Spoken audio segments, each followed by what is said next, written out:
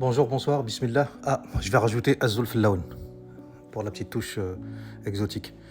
Un abonné m'a demandé quelle position les Algériens dans l'histoire et quelle position doit-on tenir face au conflit aujourd'hui entre Israël et l'Iran.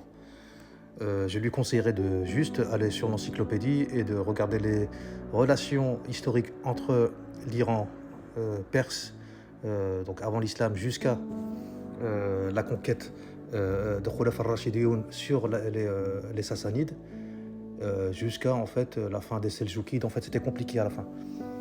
L'Iran était sunnite jusqu'à 1500. Jusqu'à 1500, on dit entre 1500 jusqu'à 1599. 1599, les Safavides, donc une dynastie chiite, a imposé à toute la population en fait cet islam et qui s'est conjugué ensuite avec l'État iranien, ce qui a donné aujourd'hui en fait l'État iranien moderne. Donc premièrement, c'est pas une guerre israélo-arabe. Je vais rappeler aux Ouled Harka ou bien les berbéristes que les seuls qu'ils ont fait 11 guerres contre l'entité israélienne, ce sont les panarabistes, d'accord. Il y a 11 grands épisodes chronologiquement du conflit entre Israël et les États ou les organisations arabes, toujours avec le drapeau du panarabisme. Donc que vous le vouliez ou non, Ouled de Jacques Benet, les enfants de Jacques Benet, les 11 guerres israélo-arabes se sont toujours faites sous la bannière du panarabisme. C'est-à-dire tous les Arabes, de quelque couleur que ce soit, ils pouvaient parler n'importe quelle langue chez lui ou bien dans sa communauté, pas de problème, mais on s'entendait à parler tous le même langage, un universalisme. C'était un universalisme et c'était une réponse appropriée à l'époque. Donc aujourd'hui, ce sont notamment vos monarchies qui traitent directement avec l'ennemi et qui se sont euh, à plat ventre devant l'impérialisme américain et israélien, que vous le vouliez ou non. Et le dernier État qui a encore cette empreinte, c'est l'Algérie, qui est encore comme ça, qui est incomprise, un petit peu la Tunisie aujourd'hui, et l'Iran, mais c'est autre chose. L'Iran n'est pas dedans en tant que belligérant dans les conflits israélo-arabes. Donc il y a eu la première guerre israélo-arabe en 48-49, ça tout le monde la connaît. La seconde en 56, donc c'était la crise du canal de Suez, on se souvient. Il y a eu la troisième en 67, qui est appelée la guerre des 6 jours. La quatrième, c'était en 73, donc qui était appelée la guerre du Kippour. La cinquième guerre, c'était en 82, c'était malheureusement la première guerre du Liban. Le sixième conflit israélo-arabe, toujours sous la bannière du panarabisme, c'était la première intifada al-Oula. La septième guerre israélo-arabe en 2000, c'était la seconde intifada al-Thaniya. La huitième guerre, c'était en 2006, c'était avec la guerre du Liban, ou bien le conflit israélo-libanais de 2006, d'accord. La huitième, c'était la guerre israélo-arabe en 2006, on l'appelait la seconde guerre du Liban, ou bien le conflit libano-israélien. La neuvième guerre israélo-arabe en 2008-2009, la guerre de Gaza, d'accord. Il n'y a pas eu de guerre israélo-berbériste, d'accord. D'accord. Au contraire, vous êtes les premiers normalisateurs, les berbéristes, ok. Faut bien faire la différence, hein. Je ne parle pas de nos frères kabyles et de nos frères amazirs ou bien des berbères. J'ai dit des berbéristes. Et dans les berbéristes, il y a même des arabes. C'est un bon nombre d'arabes sont berbéristes, sionistes, laïcistes, etc. Donc la 9e guerre israélo-arabe 2008-2009, c'était la guerre de Gaza. On s'en rappelle tous. La 10e guerre, la guerre de Gaza en 2014. Et la 11e guerre qui a commencé en 2021 et qu'on appelle une guerre israélo-arabe. Et c'est pas conflit israélo-palestinien, d'accord. C'est la guerre contre le Hamas à la suite de l'attaque du Hamas, d'accord. Donc ça a différencié, on doit différencier entre le monde perse, pseudo-islamique, chiite duodécimain, donc chiite imamiya, shia al-imamiya, et le monde islamique. Donc voilà, c'est une différence à faire. Il faut être prudent quand vous regardez la relation entre l'Algérie notamment. Quand on regarde les relations entre l'Algérie et, et l'Iran, ça a toujours été en fait...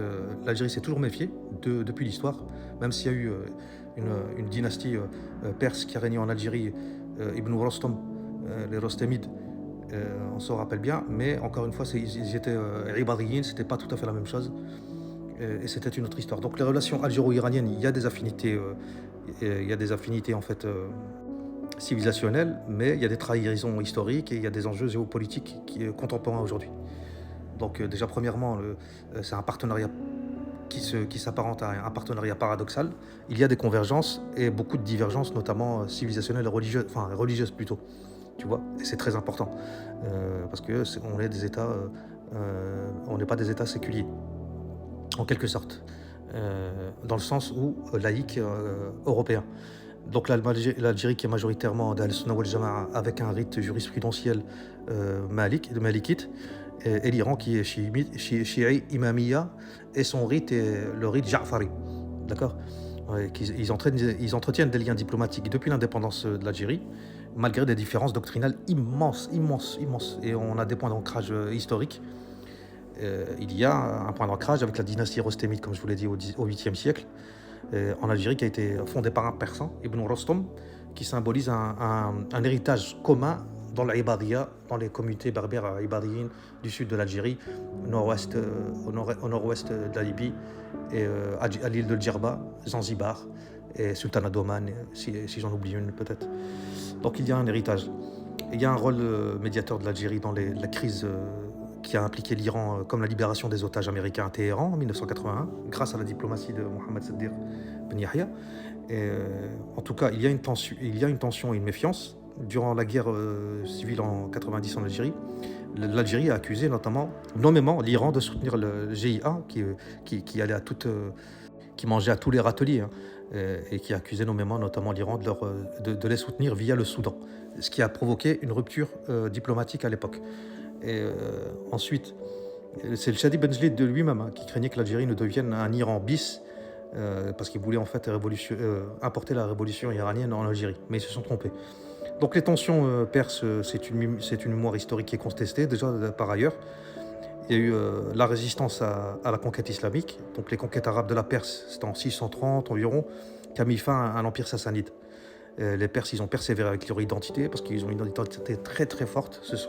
C'est l'origine de la civilisation moderne, hein, la Perse. C'est extraordinaire leur culture, hein. Moi j'ai parlé beaucoup avec eux, je les ai rencontrés dans le Golfe. Je vais vous raconter quelques anecdotes après. Et ils ont adopté l'islam tout en développant des particularismes. Il y a eu un mouvement au 9e siècle qui s'appelait Shu'biyya. C'est un mouvement qui revendiquait la supériorité culturelle perse. Ils ont raison à peu près, tu vois. Ils peuvent, mais les berbéristes ne peuvent pas invoquer parce qu'ils ont ni corpus littéraire, ni corpus civilisationnel, ni encore une fois, ils peuvent pas imposer à l'Algérie la dictature d'une minorité culturelle inventée il y a peu, d'accord. Les Perses, ils ont tout à fait le droit de revendiquer un particularisme culturel et même une supériorité. Je serais d'accord avec ça parce que c'est extraordinaire. Hormis leur religion, ils ont une culture sublime, absolument sublime. Donc les trahisons et les manipulations. Mais entre deux, il y a eu, hein, face à l'hégémonie arabe, ils ont réclamé, en fait, ils ont revendiqué leur supériorité culturelle.